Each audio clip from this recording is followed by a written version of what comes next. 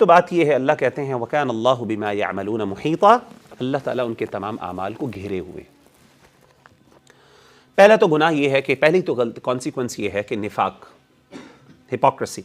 دوسری چیز یہ ہے کہ انسان، یاد رکھیے گا، اللہ کی نظر میں بھی گر جاتا ہے ایسا شخص۔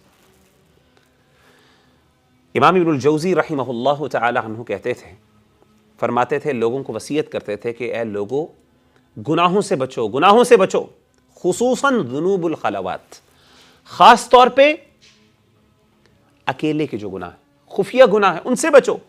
کیوں؟ آپ فرماتے تھے کہ جو بندہ چھپ کے گناہ کرنے والا ہے، آئسولیشن میں کثرت سے گناہ کرنے والا ہے، اس کو شرمندگی نہیں ہوتی، تسقط العبد من عینیہ، تسقط العبد من عینیہ، کیونکہ اللہ تعالیٰ پھر ایسے شخص کو اپنی آنکھوں سے گرا دیتے ہیں، اپنی نظروں سے گرا دیتے ہیں۔ اور اللہ تعالیٰ، انہوں نے پھر نصیحت کی، آپ فرماتے تھے وَأَصْلِحْ مَا بَيْنَكَ وَبَيْنَهُ فِي السِّرِّ وَقَدْ أَصْلَحَ لَكَ أَحْوَالَ الْعَلَانِيَةِ، آپ کہتے تھے اکیلے میں اپنے اور اپنے اللہ کے درمیان معاملات کو سیٹ کر لو، اللہ تمہارے جو علانیہ ہے، جو تمہارے لوگوں کے سامنے معاملات ہیں ان کو ٹھیک کر دے۔ یعنی وہ بندہ جو اپنی آئسولیشن والے معاملات کو ٹھیک کر لیتا ہے، اللہ اس کے سوسائٹی کے اندر جو معاملات ہیں ان کو ٹھیک کر دیتا ہے۔ آگے چلتے ہیں جی۔ تیسرا جو اس کا نقصان ہے وہ یہ ہوتا ہے کہ ایک وقت آتا ہے کہ انسان اپنی نظروں سے بھی گر جاتا ہے۔ اللہ کی نظروں سے تو گرتا ہی گرتا ہے، انسان اپنی نظروں سے بھی گر جاتا ہے۔ انسان کے لیے سب سے تکلیف دہ گناہ وہ ہوتے ہیں جو انسان اکیلے میں کرتا ہے، کیونکہ دیکھیں ہر بندہ نا، اس کا اپنے بارے میں ایک پازیٹیو امیج ہوتا ہے۔ ہر بندہ اپنے آپ کو رسپیکٹ دیتا ہے، دنیا کو رسپیکٹ نہ کرے یا نہ کرے، وہ اپنے آپ کو اچھا سمجھتا ہے اور وہ اچھا سمجھنا چاہتا ہے، اس کی سیلف اسٹیم ہوتی ہے۔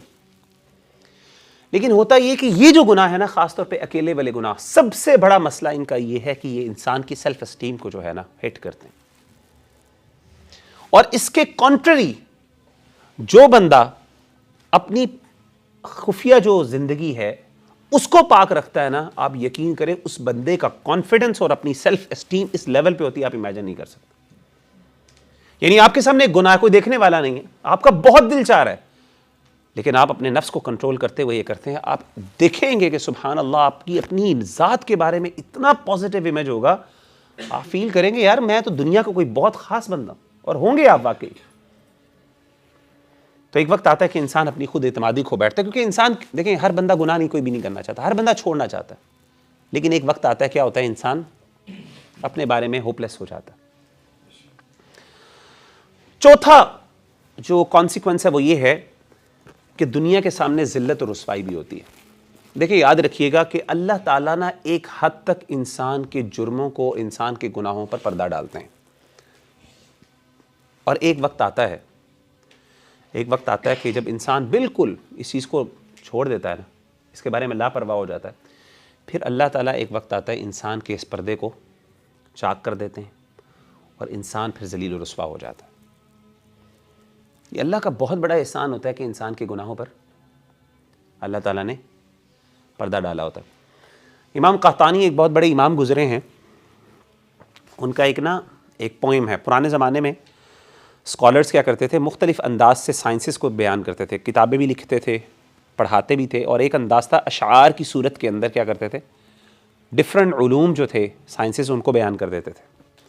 تو امام قحطانی جو ہیں بڑے امام گزرے ہیں، غالباً اندلوسین اسکالر ہیں، انہوں نے اپنے دور میں تقریباً 600 کے قریب اشعار ہیں ان کے، وہ انہوں نے اس کے اندر تمام دین کے بنیادی علوم ہیں ان کو سمیٹ دیا، ان کو بیان کر دیا۔ تو ان کے مجھے یاد ہے میں ایک دفعہ پڑھ رہا تھا، تو مجھے ان کے جو شروع میں انہوں نے اشعار، ہر امام جب بھی کوئی بات شروع کرتے ہیں تو وہ اللہ کی سب سے پہلے تعریف کرتے ہیں، تو انہوں نے اللہ کی تعریف کی، اور اس تعریف کے اندر سبحان اللہ میں نے وہ اشعار پڑھے تو میں ہل گیا۔ وہ اشعار یہ تھے، آپ نے فرمایا وَنَشَرْتَ لِي فِي الْعَالَمِينَ مَحَاسِنًا وَسَتَرْتَ عَنْ أَبْصَارِهِمْ عِصْيَانِي۔ وہ اللہ کا شکر ادا کرتے ہوئے کہتے ہیں کہ اللہ تیرا شکر ہے کہ تو نے پوری دنیا کے سامنے میری اچھائیاں ظاہر کر دی، اور تیرا اس سے بڑا احسان یہ ہے، یعنی جو اچھائیاں تو نے ظاہر کی اس سے بھی بڑا احسان یہ ہے کہ تو نے میرے گناہوں کو، میری کمیوں کو لوگوں سے چھپا دیا۔ دیکھیں دو احسان ہیں اللہ کے، اور اسلاف کہا کرتے تھے، وہ کہتے تھے ہمیں نہیں پتا کہ ان میں سے کون سا بڑا زیادہ اللہ کا احسان ہے ہم پر، کہ اللہ نے ہمارے گناہوں کو چھپایا، یہ بڑا احسان ہے کہ اللہ نے ہماری نیکیوں کو جو ہے وہ سامنے لوگوں کے سامنے، وہ کہتے تھے کہ ہماری نظر میں جو ہمارے گناہوں کو چھپا دیا ہے یہ ہماری نیکیوں کا اظہار سے زیادہ ہمیں پسندیدہ ہے۔ ظاہر ہے آپ کی اچھائیاں لوگوں کو پتہ ہوں یا نہ ہوں، اس سے زیادہ آپ کا یہ کنسرن ہوتا ہے کہ میری برائیاں کا لوگوں کا نہ پتہ۔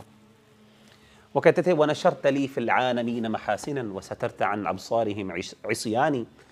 پھر آگے کیا کہتے ہیں؟ پھر کہتے ہیں وَاللَّهِ لَوْ عَلِمُوا قَبِيحَ سَرِيرَتِي لَأَبَى السَّلَامَ عَلَيَّ مَن يَلْقَانِي۔ وہ کہتے تھے اللہ کی قسم اگر لوگوں کو میرے خفیہ گناہوں کا پتہ چل جائے، اللہ سے اظہار کیا نا کہ اللہ تیرا احسان ہے، تیری حمد، تیرے شکر ہے کہ تو نے میرے گناہوں کو لوگوں کو چھپا لیا اور نیکیوں کو ظاہر کر دیا، اور کہا کہ اللہ کی قسم اگر ان کو میرے خفیہ گناہوں کا پتہ چل جائے لَأَبَى السَّلَامَ عَلَيَّ مَن يَلْقَانِي، تو وہ مجھے اتنا ناپسند سمجھیں، اتنا ناپسند جانیں کہ میں اگر ان کو کسی جگہ مل کے سلام کروں تو میرے سلام کا جواب بھی نہ دیں۔ سبحان اللہ۔ اور میں آپ کو بتاؤں ہم سمجھتے ہیں کہ ان کے گناہ بہت بڑے بڑے ہوتے تھے، سبحان اللہ۔ آپ کبھی ان کے گناہوں کو سوچیں نا، آپ کہیں گے یہ گناہ ہے، ہم تو ان کو گناہ سمجھتے ہی نہیں۔ وہ ان گناہوں کے اوپر اتنی شرمندگی اور ندامت، اور اللہ معاف کرے ہمارے گناہوں کی جو ہماری وہ گریوٹی ہم امیجن نہیں کر سکتے۔ تو میں نے آپ کو بتایا کہ اللہ تعالیٰ نا بعض اوقات انسان کو ایک حد سے زیادہ پردہ رکھتا ہے، جیسے کہ حضرت یوسف علیہ السلام کے معاملے میں ہوا۔ اللہ نے کہا کہ جب حضرت یوسف علیہ السلام کو انہوں نے پھینکا نا، فَلَمَّا ذَهَبُوا بِهِ وَأَجْمَعُوا أَن يَجْعَلُوهُ فِي غَيَابَةِ الْجُبِّ، اس کنویں میں پھینک دیا تو اللہ کہتے ہیں وَأَوْحَيْنَا إِلَيْهِ لَتُنَبِّئَنَّهُم بِأَمْرِهِمْ هَذَا وَهُمْ لَا يَشْعُرُونَ۔ ایک وقت آئے گا یوسف کوئی مسئلہ نہیں، اس دن تم ان کے سامنے ان کے گناہوں کو بیان کرو گے، ان کی غلطیوں کو ان کو احساس دلاؤ گے۔